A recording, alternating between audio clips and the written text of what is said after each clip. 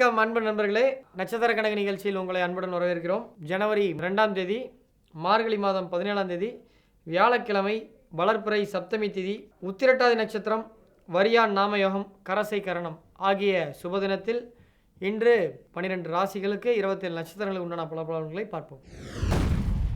முதலில் மேஷராசி அஸ்வினி நட்சத்திரத்தை பொறுத்த வரைக்கும் இன்று வீட்டிற்கு தேவையான ஹோம் அப்ளையன்ஸ், வீட்டிற்கு தேவையான வால் கிளாக், இது போன்ற வீட்டிற்கு தேவையான பொருட்களை வாங்கக்கூடிய நாளாக இன்று இருக்கும். பரணி நட்சத்திரத்தை பொறுத்த வரைக்கும் வாகன பராமரிப்பு செலவு ஏற்படக்கூடிய சூழ்நிலை ஏற்படும். வாகனத்திற்கு ஏதேனும் பழுதடைந்த பொருட்களை மாட்டுவதற்கு சூழ்நிலை ஏற்படும். கிருத்திகை நட்சத்திரத்தை பொறுத்த வரைக்கும் இடம் மாறுதல் சூழ்நிலை உருவாகும்.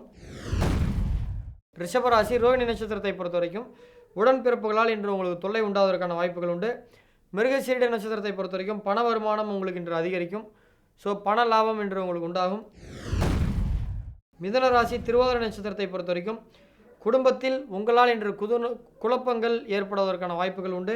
புனர்பூச நட்சத்திரத்தை பொறுத்த வரைக்கும் பேச்சில் இன்று இனிமை அதிகரிக்கும். உங்களுடைய பேச்சு நீங்கள் சக்கரை கொட்டின மாதிரி பேசுவீங்க, அதன் மூலமாக நல்ல மதிப்பை பெறுவீர்கள். பூசம் நட்சத்திரத்தை பொறுத்த வரைக்கும் மனதில் குழப்பம் இன்று உங்களுக்கு உண்டாவதற்கான வாய்ப்புகள் உண்டு.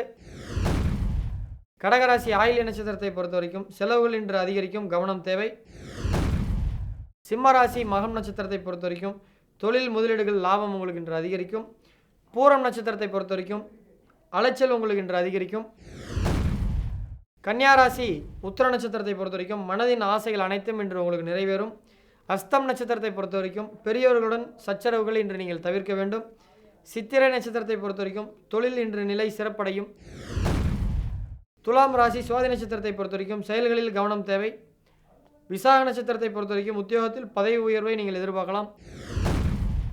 விருச்சிக ராசி அனுச நட்சத்திரத்தை பொறுத்த வரைக்கும் சிந்தனையில் சஞ்சலம் உண்டாவதற்கான வாய்ப்புகள் உண்டு.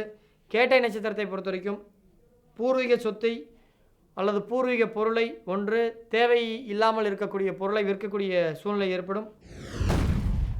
தனுசு ராசி மூல நட்சத்திரத்தை பொறுத்த வரைக்கும் எதிர்பாராத வகையில் பணவரவு என்று உங்களுக்கு உண்டாகும். பூராடம் நட்சத்திரத்தை பொறுத்த வரைக்கும் வாகன போக்குவரத்தில் மிகுந்த எச்சரிக்கையும் கவனம் தேவை.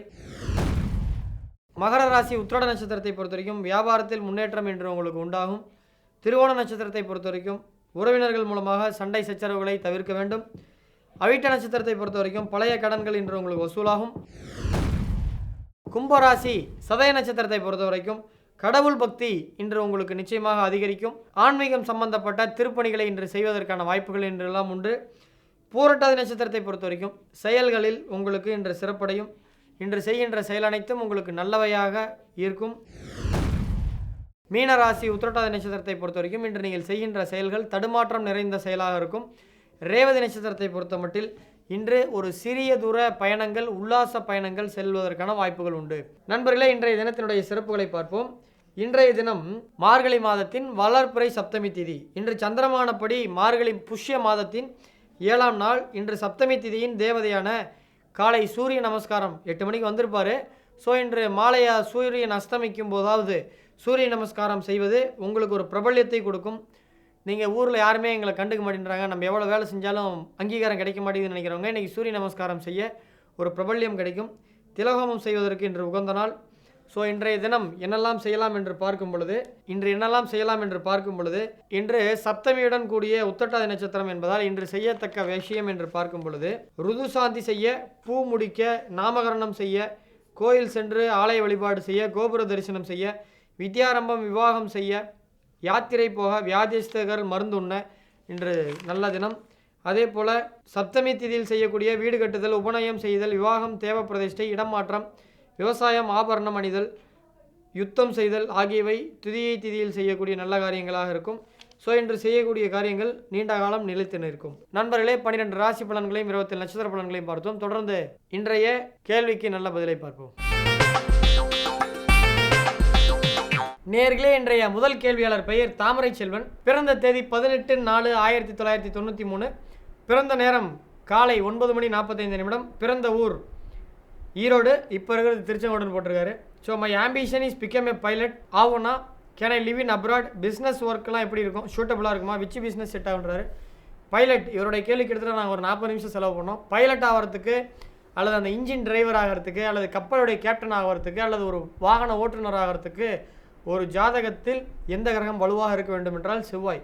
ஸோ இந்த ஜாதகத்தில் செவ்வாய் நீசமடைந்துள்ளதால் இவருக்கு பைலட் ஆகக்கூடிய தகுதி இல்லை என்பதை முதலில் திட்டவட்டமாக தெரிவித்துக் கொள்கிறேன்.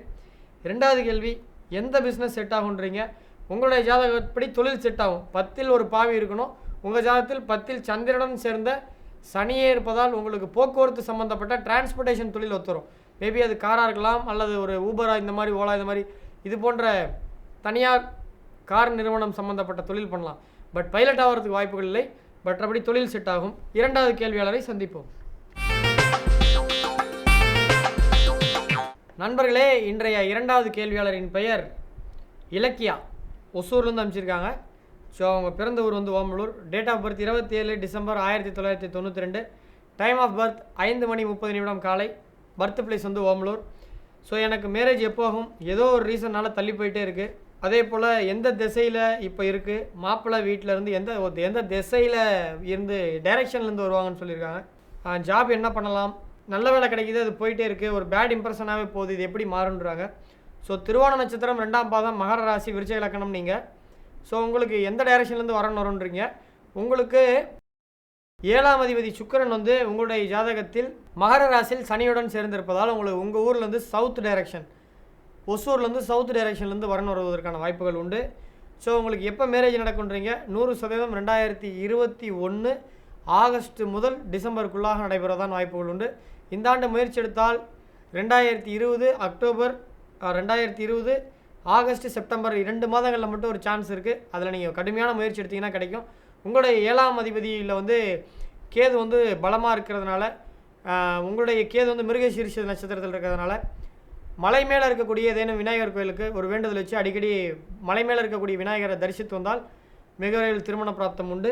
உங்களுக்கு வேலை எப்போ கிடைக்கும்னு கேட்டிருக்கீங்க. 2020 ஆகஸ்ட்டுக்கு பிறகு 2021 ஜனவரிக்குள்ளாக உங்களுக்கு நல்ல வேலை கிடைக்கும் என்பது ஜாதக ரீதியாக தெரிகிறது.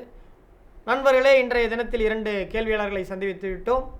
மீண்டும் நாளை காலை 8 மணிக்கு உங்களை சந்திக்கும் வரை உங்களிடமிருந்து விடைபெறுவது உங்கள் அன்பு நண்பன் சேலம் பாலாஜி ஹாசன். மீண்டும் நாளை காலை சந்திப்போம். வணக்கம் நேயர்களே.